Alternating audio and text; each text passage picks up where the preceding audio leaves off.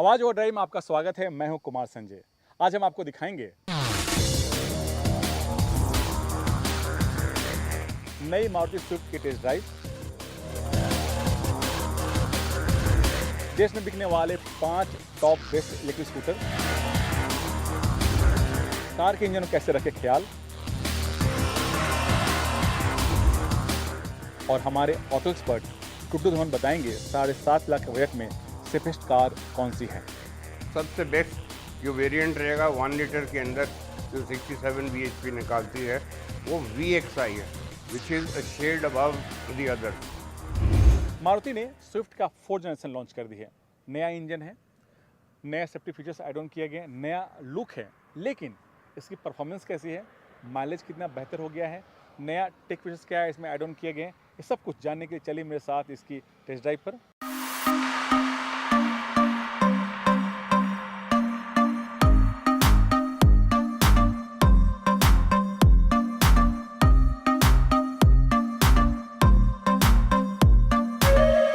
Hatchback segment की market leader Maruti की Swift नए अवतार में आ चुकी है। ये यूं कहें कि स्विफ्ट का 4th जनरेशन है जो आपके सामने है।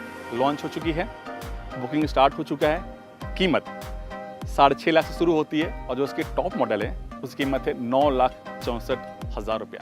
कीमत के मामले में बात करें तो कीमत पुरानी वाली जो स्विफ्ट है उससे थोड़ा सा ही कीमत ज़्यादा है, करीब 30 से 40,000 रुपया। तो उस 30 से 40,000 में आपको नया क्या मिलता है? नया बहुत कुछ नया है, चाहे आप सेफ्टी के मामले में हो, इंजन के मामले में हो, टेक फीचर्स के मामले में हो, या फिर लुक के मामले में हो। लुक की बात करें तो जिसका फ्रंट का लुक है वो पूरी तरह से नया है। इसे काफ़ी शार्प, बोल्ड और मस्कुलर रखा गया है। बोनट को थोड़ा सा छोटा रखा गया है और सामने का जो आप ग्रिल दिख रहे हैं ये पूरी तरह से नए शेप में है।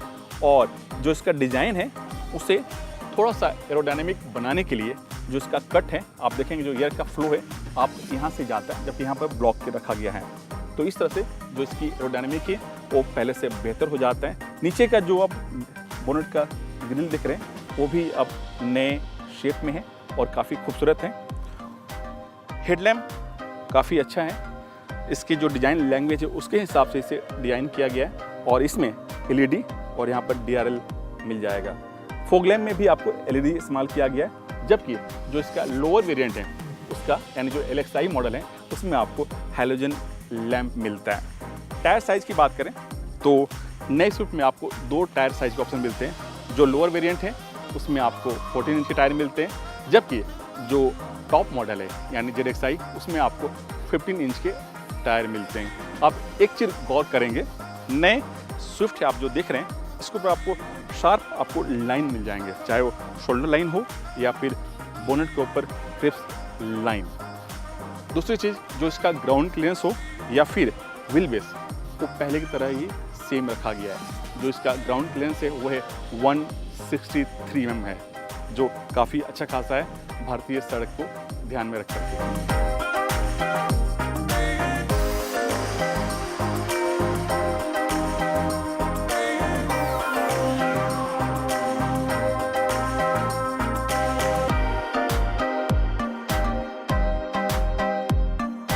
नई स्विफ्ट का जो रियर लुक है उस पर भी काफ़ी काम किया गया है, पहले से काफ़ी खूबसूरत हो चुकी है। खासकर जो इसका टेल लैम्प है वो नए शेप में है और जो इसका रियर बम्पर है वो भी अब नए शेप में दिया गया है। पार्किंग सेंसर के साथ अब आपको इसमें रिवर्स पार्किंग कैमरा मिलता है, जबकि पहले नहीं हुआ करता था।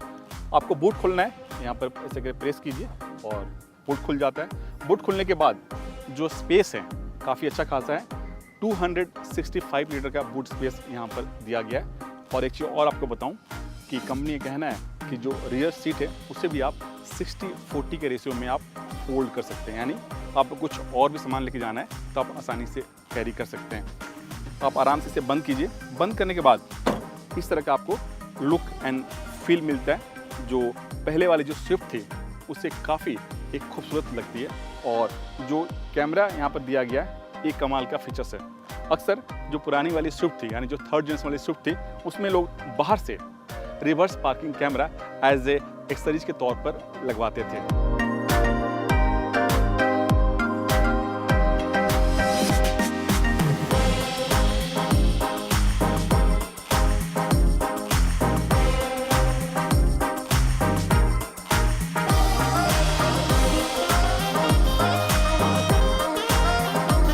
नई स्विफ्ट का जो रियर सीट है उसमें बहुत ज़्यादा बदलाव नहीं किया गया, लेकिन सबसे बड़ा जो बदलाव है वो आपको मिलेगा रियर एसी वेंट्स यहाँ पर दिया गया, जबकि पहले इस तरह का ऑप्शन पुरानी वाली स्विफ्ट में नहीं था। सीट के जो टेक्सचर हैं, फैब्रिक है, वो भी काफ़ी अच्छा है। कुशनिंग पे उस पर भी काफ़ी काम किया गया, पहले से काफ़ी सॉफ्ट है। आपका आर्म रेस्ट यहाँ पर है नहीं, पहले भी नहीं था। जो आपका लेग रूम है वो ठीक ठाक पहले की तरह रखा गया।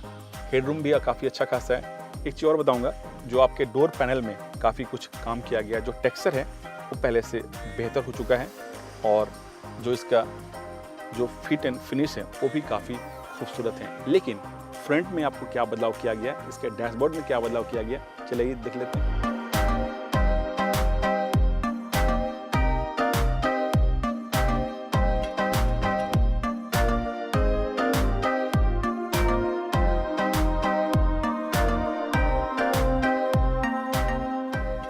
नई स्विफ्ट का जो इंटीरियर है वो पूरी तरह से नया है। आप गौर से देखेंगे तो ये जो मारुति के फ्रॉन्क्स है या फिर जो ब्रेजा है उससे थोड़ा सा इंस्पायर है। और दूसरी चीज़ कि जो इसका डैशबोर्ड का और कंसोल पैनल का जो लेआउट है वो थोड़ा सा ड्राइवर फेसिंग है, यानी ड्राइवर ओरिएंटेड रखा गया है। और यहाँ पर आपको 9 इंच का आपका इंफोटेनमेंट सिस्टम दिया गया, क्योंकि पहले ये इंफोटेनमेंट सिस्टम नहीं हुआ करता था। लेकिन लोअर वेरिएंट में आपको जो उसका साइज है थोड़ा सा छोटा मिलता है। इसी के जो कंट्रोल यूनिट्स हैं वो अब रोटरी की जगह आपको हॉरिजॉन्टल बटन यहाँ पर 2 दिए गए, जबकि पहले यहाँ पर रोटरी 9 हुआ करता था। और जो एसी के वेंट्स है वो भी अब राउंड की जगह थोड़ा सा हॉरिजॉन्टल शेप में दिया गया है। जो डैशबोर्ड है वो पूरी तरह से नया है, और इसके ऊपर जो मटेरियल इस्तेमाल किया गया वो भी काफ़ी अच्छा है, और इस पर टेक्सचर का इस्तेमाल किया गया है। आप गौर से देखेंगे जो इसके चारों दरवाजे हैं उसमें आपको बोतल होल्डर दिया गया है। सीट काफ़ी अच्छा है, जो इसकी कुशनिंग है काफ़ी बेहतर है, और इसे थोड़ा सा बकेट शीट में बकेट जो सीट होते हैं उस तरह का डिज़ाइन दिया गया है। लेकिन मैं एक चीज़ यहाँ पर गौर करूँगा, तो जो इसकी जो कुशनिंग जो फोम इस्तेमाल किए गए हैं उसकी जो डेंसिटी है थोड़ा सा और बेहतर होना चाहिए था। हो सकता है कि आने वाले दिनों में कंपनी इसकी जो फोम की जो डेंसिटी है उस पर काम करे। जो गियर नॉब है उसकी प्लेसिंग काफ़ी अच्छा खासा है, और सामने आपको यहाँ पर आपका USB सॉकेट जो दिया गया है, साथ में यहाँ पर वायरलेस मोबाइल चार्जर भी रखा गया है, और यहाँ पर थोड़ा सा कप होल्डर का जगह भी दिया गया है। आपको पॉइंट चाहिए मोबाइल चार्ज करने के लिए तो यहाँ पर 2 सॉकेट दिए गए हैं, USB और C का सॉकेट है। जो स्टीयरिंग व्हील है उससे थोड़ा सा नीचे फ्लैट रखा गया, और इस तरह का डिज़ाइन अक्सर आप स्पोर्ट्स जो कार होती है उस तरह का देखने को मिल जाएगा। इसमें क्रूज कंट्रोल भी है, तो राइट साइड में आपको क्रूज कंट्रोल के बटन मिल जाएंगे। इस साइड में लेफ्ट साइड में आपको यहाँ पर वॉल्यूम के बटन मिल जाएंगे, और आपके फ़ोन कंट्रोल करने के लिए यहाँ पर स्टीयरिंग व्हील के बीच में आपको बटन दिया गया। जो सामने का जो ड्राइवर डिस्प्ले है वो भी काफ़ी बड़े साइज में रखा गया है, और उसे खूबसूरती के साथ प्लेस किया गया। लेकिन नई स्विफ्ट चलाने में कैसी है, क्योंकि इसमें नया इंजन दिया गया है, इसकी परफॉर्मेंस कैसी है, माइलेज कितना है, यानी कितना देती है, चलिए मेरे साथ सब कुछ जानने के लिए इसकी ड्राइव पर।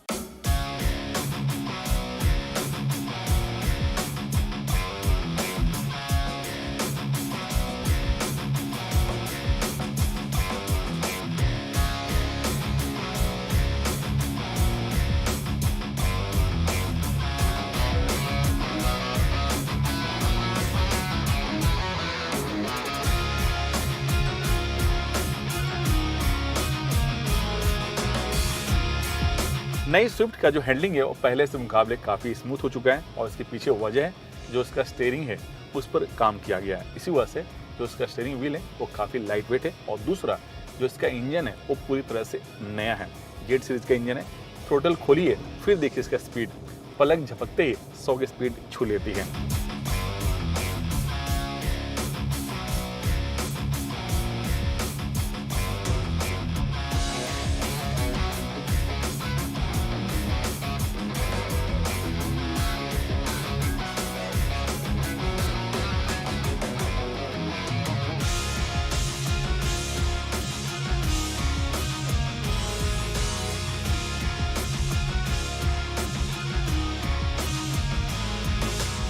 नई स्विफ्ट में आपको जेड सीरीज का इंजन है, और इसकी कैपेसिटी है 1.2 लीटर। पावर पहले से थोड़ा सा कम है, जी हाँ, अब इसमें आपको 82 bhp पावर मिलता है, लेकिन इसका इंजन काफ़ी स्मूथ है, और माइलेज मत पूछिए। अपने सेगमेंट में यानी स्विफ्ट जिस सेगमेंट की गाड़ी है उसमें सबसे ज़्यादा इसकी माइलेज है।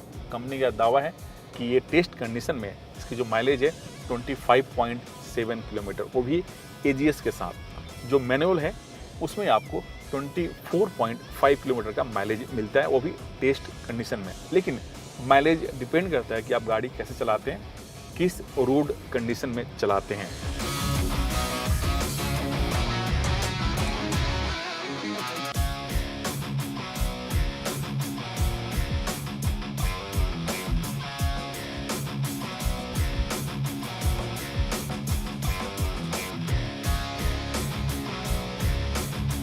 सेफ्टी की बात करें तो नई स्विफ्ट में अब आपको 6 एयर बैग दिए गए, साथ ही ESP फीचर्स ऐड ऑन किया गया, हिल होल्ड भी ऐड ऑन किया गया, और चौथा अब इसमें आपको रिवर्स पार्किंग कैमरा भी मिलता है। जबकि जो पुरानी वाली स्विफ्ट थी उसमें आपको सिर्फ 2 ही एयर बैग स्टैंडर्ड फीचर्स मिलते हैं।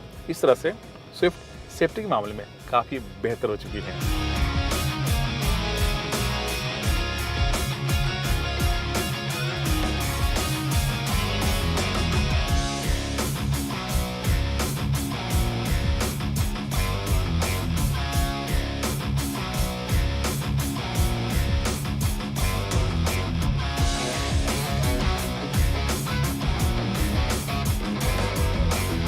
नई स्विफ्ट का जो इंटीरियर है उसे थोड़ा सा ड्राइवर ओरिएंटेड रखा गया है। पहले जो स्विफ्ट थी उसका जो डैशबोर्ड था वो फ्लैट था, अब इसे थोड़ा सा ड्राइवर की तरफ फेसिंग रखा गया ताकि जो चलाने वाला बंदा हो वो आसानी से जो इसके नॉब्स हैं, चाहे इंफोटेनमेंट सिस्टम हो, AC की नॉब्स हो, वो ईजी टू यूज कर सके। तीसरी चीज़, अब इसमें आपको स्विफ्ट में आपको जो उसका टॉप वेरिएंट है उसमें आपको क्रूज कंट्रोल मिलता है, जबकि पहले इसमें आपको नहीं मिलता था। तीसरी चीज़, जो इसका सीट है उसे थोड़ा सा बकेट टाइप बनाया गया है ताकि दोनों तरफ आपको लेफ्ट राइट थोड़ा सा कुशनिंग दिया गया है ताकि जब टर्न करें तो आपका जो बॉडी रोल हो वो ज़्यादा ना हो। तो इस तरह से जो स्विफ्ट है वो पहले से काफ़ी बेहतर हो चुका है, चाहे वो इंटीरियर के मामले में हो, इंजन के मामले में हो, या फिर माइलेज के मामले में हो।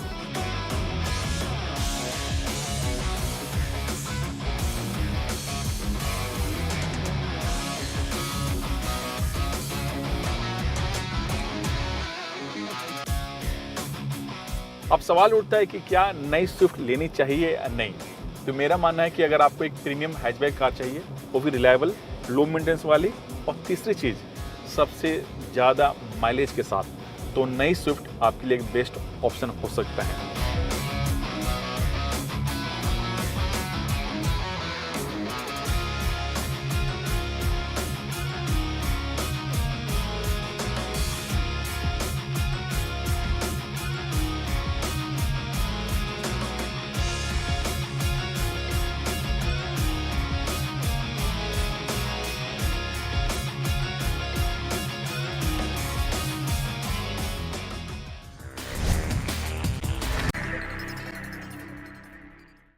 आवाज ओडाई में आपका स्वागत है। आप इलेक्ट्रिक स्कूटर खरीदने की सोच रहे हैं और आप कंफ्यूज हैं कि कौन सा इलेक्ट्रिक स्कूटर आपके लिए बेस्ट है, तो आज मैं आपके लेकर आया हूँ देश में बिकने वाले टॉप 5 इलेक्ट्रिक स्कूटर। तो आप अपने बजट और अपने फीचर्स के लिहाज से चूज कर सकते हैं इनमें से कोई एक स्कूटर।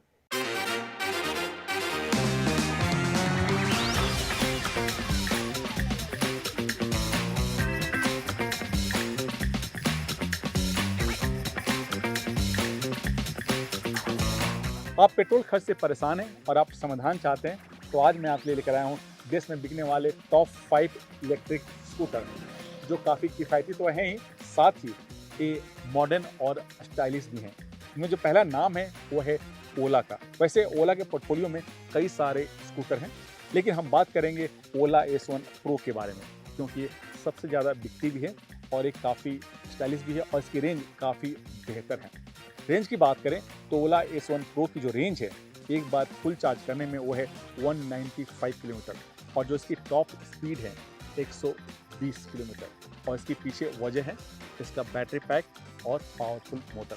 बैटरी की बात करें तो इसमें 4 किलोवाट का बैटरी पैक लगा हुआ है, और जो मोटर है वो है 11 किलोवाट पावर जनरेट करने वाला PMSM मोटर। इसी वजह से इसकी पावर और रेंज इतनी बेहतर है।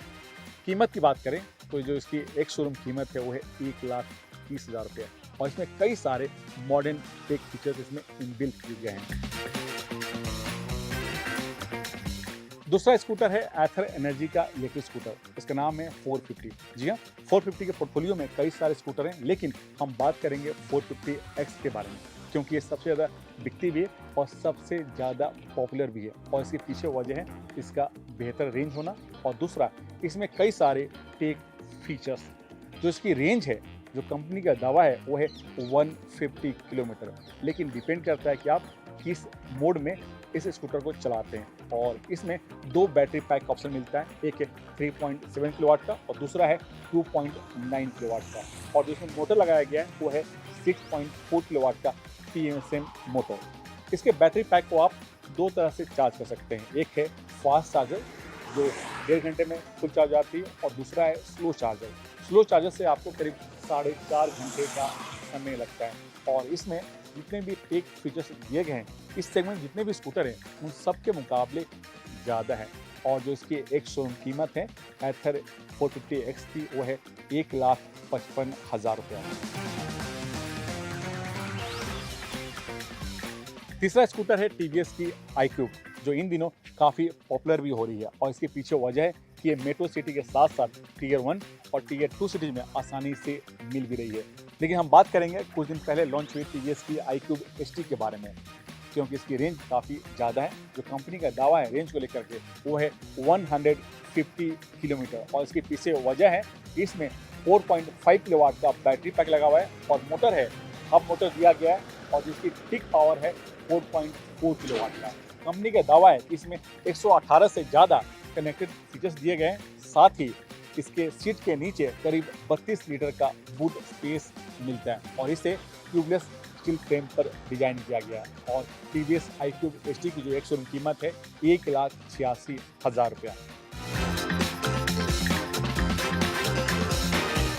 इन दिनों जॉय ई बाइक का न्यूहोस भी काफ़ी पॉपुलर हो रहा, और इसके पीछे वजह है कि इसमें अनब्रेकेबल बॉडी होना, जो गिरने के बाद टूटता भी नहीं है। एक कंपनी का दावा है। और दूसरी चीज़, जो इसकी रेंज है न्यूहोस की, वो है 130 किलोमीटर। और इसके पीछे वजह है कि इसमें 2.9 किलोवाट का बैटरी पैक लगा हुआ है, और जिसमें जो मोटर लगा हुआ है वो है BLDC हब मोटर है, जो तुरंत पिकअप पकड़ लेता है। और जो मोटर की जो कैपेसिटी है वो है 1.5 kilowatt.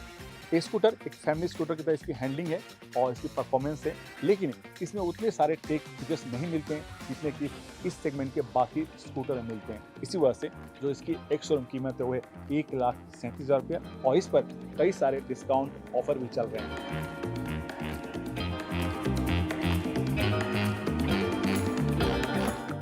Top 5 best electric scooter के पैदान में जो 5वां स्कूटर है वो है हीरो की वीडा। वीडा 1 की जो 2 मॉडल हैं, V1 प्लस और V1 प्रो। और इसकी जो सबसे बड़ी खासियत है कि इसके बैटरी पैक को आप निकाल करके घर में भी चार्ज कर सकते हैं। इसी वजह से ये सबकी पसंदीदा स्कूटर बनते जा रही है। इसकी जो रेंज है, कंपनी का दावा है रेंज को लेकर, वो है 165 किलोमीटर, और जिसकी टॉप स्पीड है वो है 80 किलोमीटर। कंपनी का दावा है कि इसमें जो बैटरी पैक दिया गया उसकी कैपेसिटी है 3.9 किलोवाट, और जो मोटर है वो है 6 किलोवाट का इसमें मोटर लगा हुआ, जो काफ़ी बेहतर परफॉर्मेंस देती है। और कंपनी का कहना है कि इसमें आपको कस्टमाइजेशन का भी ऑप्शन मिलता है, और इसकी जो एक शोरूम कीमत है वो है 1,50,000 रुपया।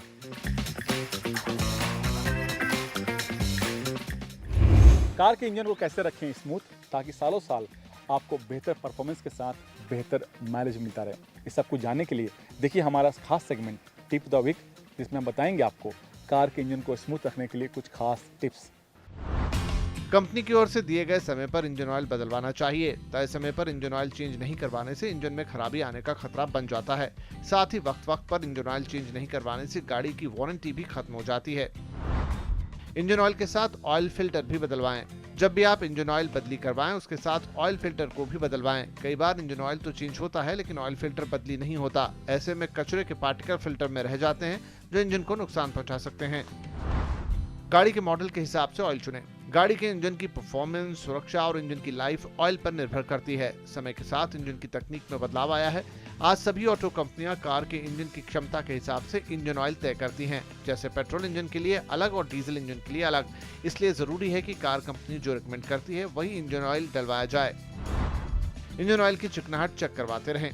कार के लिए इंजन ऑयल खरीदते वक्त ये जरूर ध्यान रखें कि उसमें विस्कोसिटी यानी चिकनाहट कितनी है। ऑयल में विस्कोसिटी लेवल जितना ज्यादा होता है, चिकनाहट भी उतनी ही ज्यादा होगी। अधिक तापमान होने की वजह से समय के साथ ऑयल अपनी चिकनाहट खो देता है, वहीं जलने के कारण ऑयल कम भी हो जाता है। इसके साथ लगातार इंजन के कई कंपोनेंट में घर्षण होने से ऑयल गंदा भी होता रहता है, जिससे चिकनाहट घट जाती है। इसलिए ऑयल की विस्कोसिटी को चेक कराते रहें। समय हो गया छोटे से ब्रेक का। ब्रेक के बाद हमारे ऑटो एक्सपर्ट टूटू धवन बताएंगे 7.5 लाख के बजट में सेफेस्ट कार कौन सी है। साथ ही उन तमाम सवालों को भी जवाब देंगे जो आप हमें हमारे ऑफिशियल फेसबुक पेज पर सवाल पूछते हैं।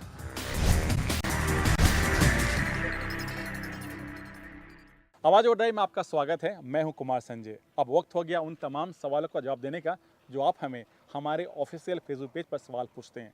और जवाब देने के लिए हमेशा की तरह मेरे साथ मौजूद हैं हमारे ऑटो एक्सपर्ट टूटू धवन जी। टूटू जी, स्वागत है आपका इस आवाज ओवरड्राइव शो में। जो पहला सवाल है वो है अमित का। ये जानना चाहते हैं कि 7.5 लाख का बजट है और इन्हें एक सेफेस्ट कार चाहिए, कौन सी कार इनके लिए बेस्ट होगी? Amit ji, without a doubt go for Hyundai i10 grand, जो 1.2 लीटर इंजन के साथ 83 bhp निकालती है, 18 किलोमीटर का फ्यूल एवरेज का दावा है। And I think it is one of the smartest vehicles in this own segment and it has always been one of the leaders. और उसके अंदर आपको 6 एयरबैग स्टैंडर्ड मिलेंगे, CNG की ऑप्शन भी है, AMT की है, ऑटोमेटिक मैकेनिकल गियर्स के अंदर वो आप ऑप्शन भी मिलती है। 6 लाख से शुरू होती है और 8.5 लाख तक जाती है with an after sale service, assured after sale service pan India. दूसरा सवाल ज्ञानेश्वर का है। इन्हें वैगनार खरीदना है, जानना चाहते हैं कि कौन सा वेरिएंट इनके लिए बेस्ट होगा। ज्ञानेश्वर जी, आपके लिए सबसे बेस्ट जो वेरिएंट रहेगा 1 लीटर के अंदर जो 67 bhp निकालती है वो VXI है, which is a shade above the others. और उसके अंदर आपको सारे फीचर्स भी मिल जाएगा और आपके बजट के अंदर भी सही बैठ जाएगी। 6 लाख की उसकी प्राइस है, 20 किलोमीटर का फ्यूल एवरेज का दावा है and it is a very spacious vehicle. जो पहले वैगनार होती थी उससे काफ़ी ज़्यादा स्पेशियस है एंड कंफर्टेबल।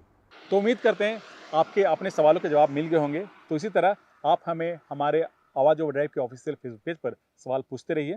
टाइम टू से गुड बाय, लेकिन बाइक चलाते समय हेलमेट जरूर पहने। धन्यवाद, नमस्कार।